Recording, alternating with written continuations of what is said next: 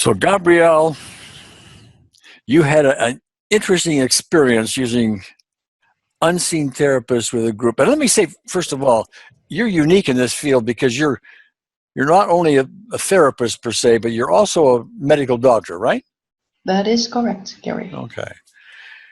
And those who don't know you, let me just emphasize that you have basically shifted your entire medical practice so that you use EFT, primarily the unseen therapist, rather than drugs and surgeries and all the other standard kind of stuff, yes? Correct statement. All right. Tell us just a little bit about that before we get into our regular topic. I mean, why do you do that, and how do you do that, and what are your results, that kind of thing?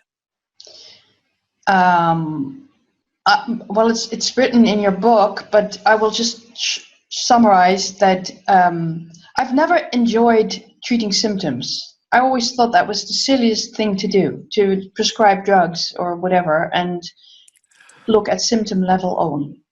So early on in my medical career, I already started wondering, is this sensible? Is this normal? Is this the way to go? But we didn't have EFT back then. I go maybe 30 years back when I started as a doctor. So the moment I learned EFT, I was very happy.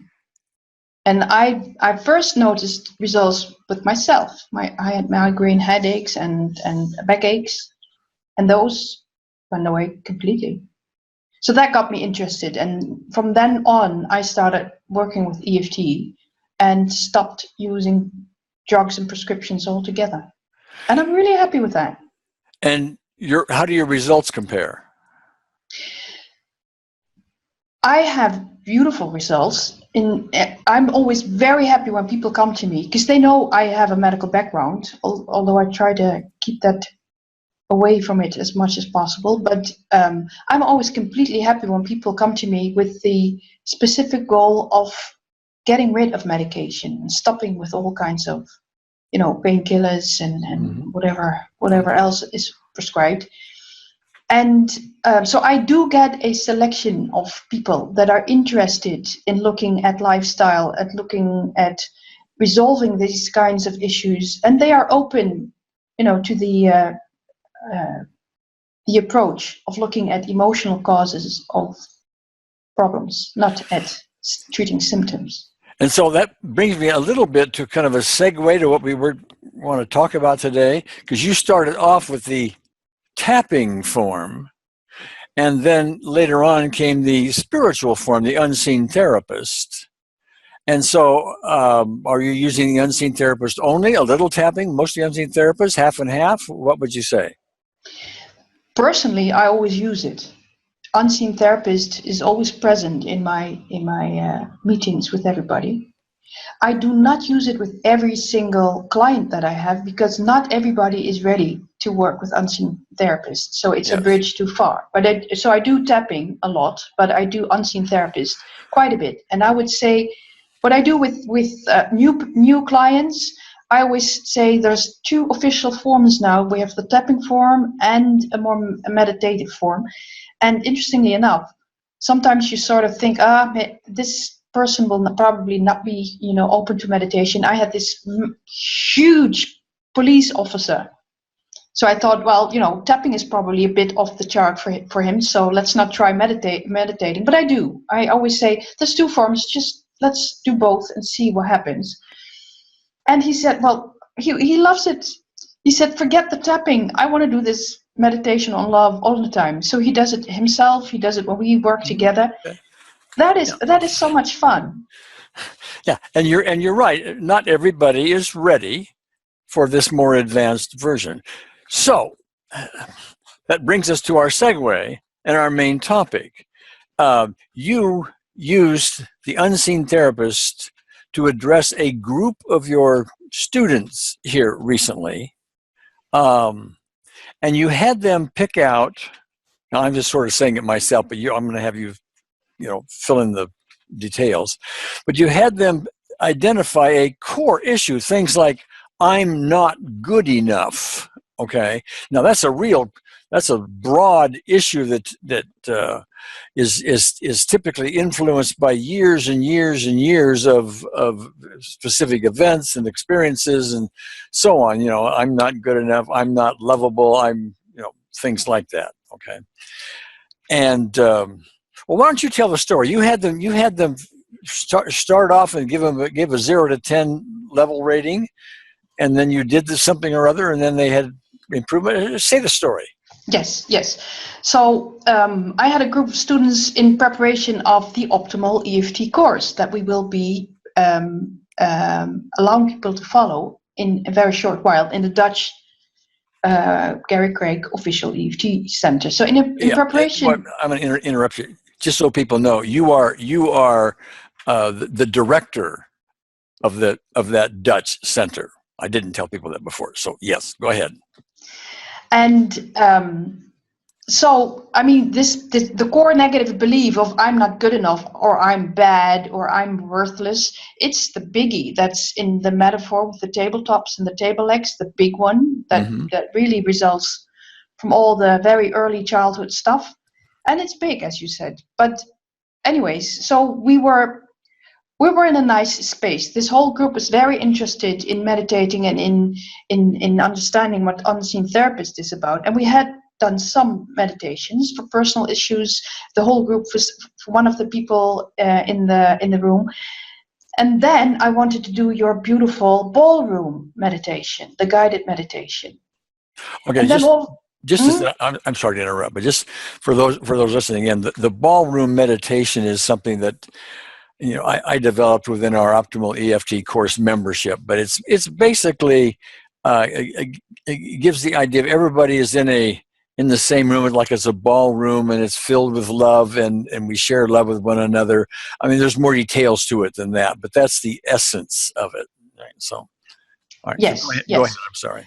So, because you're floating around and having a nice time in the ballroom as your essence, as balls of light in the meditation, all of a sudden I thought, why don't we try something big? Because you enter this ballroom, you're a ball of light, you're your essence, nobody's judged, your past is gone. So I thought that might be a very nice way to address your core negative belief, such as I'm not good enough or I'm not lovable. So I asked the group to mindfully say I'm not good enough, or their sentence, obviously it's a personal sentence, and assess between 0 and 10 how intense it felt emotionally. And this is a group of seasoned EFTers, the tapping form of EFT. So they knew what they had to do, and they were assessing their core negative belief, and they were way up, all above 5, 7s and 8s and 9s. Because we had been looking at some stuff. So people were, all the stuff that is going on it was nicely activated, as we say. And then I did the meditation, the guided meditation, and that takes maybe 5-6 minutes. Something I try to do it. Yeah, something like that. And again, and everybody really liked it. So everybody came out, and then I asked them to assess again. How is your core negative belief now? So everybody went, silent and started assessing. And I just saw all these smiles, and people said, that's way down, it's way down. So some of them even had a 0 at that very moment. Others had like 1s and 2s, nobody above 3. Now I find that quite remarkable. Well, I'm going to put that in the category of impossible. Impossible meaning other conventional techniques really can't do that kind of thing, especially in 5 or 6 minutes. Okay, to knock the center out of something, even if it's only temporary. Okay, which may be the case because you really didn't have a chance to get down to the details and customize it with every person. But when you turn this kind of thing over to the unseen therapist, she knows a whole lot more about it than you and I, running around in human form, will ever know.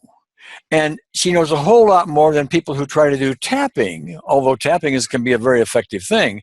When we do tapping, we're trying to be detectives ourselves and do these things. And so it's you might be able to do something like that, but not like this. This is unique. It stands alone. It stands aside. It stands above. Okay, and that's why I put it in the impossible category. So I'm sorry I interrupted a little bit. So please carry on. No, I agree.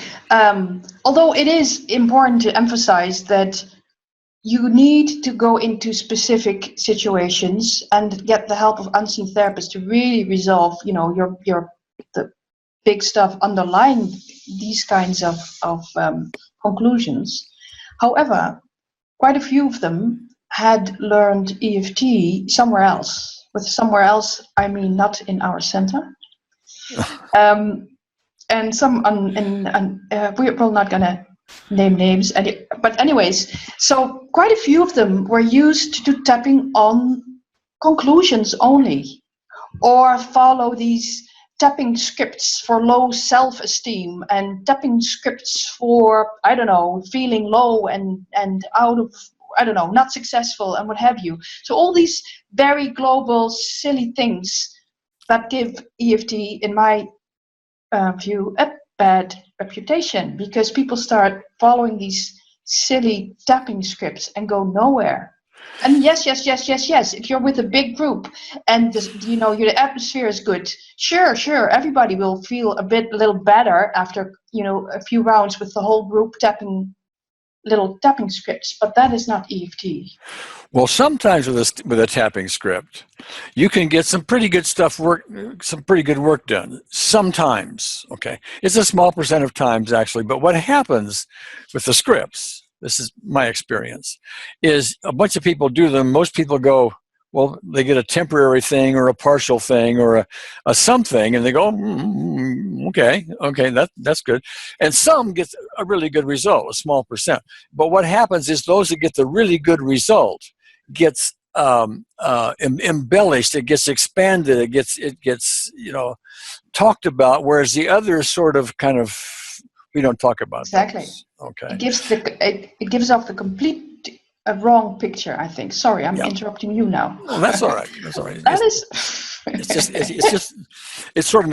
I just want people to know that that's a sort of a misleading kind of thing. So viewers that are, enticed by the scripts, I would suggest you study a little more. Okay. So. Well, try the real stuff. You'll be pleasantly surprised, as what we say. Well, I also want to tip my hat to the enthusiastic people out there who do EFT in any form too. Okay. So. Sure. Right. I agree. But still. So, anyways, so these are seasoned EFTers, and most of them are coaches or therapists themselves. So they were quite surprised at how big the result was. As was I, because it was a little experiment. I thought it was time for a little experiment. Well, we don't know at this point how many of those actually had a permanent result. Whether maybe we kicked the center out of it for a lot of them, but there's some more stuff left over. Typically, you've got to get into some details, customize it to the individual. But to have 5 or 6 minutes, and how many were in your group? 18, I think. Okay.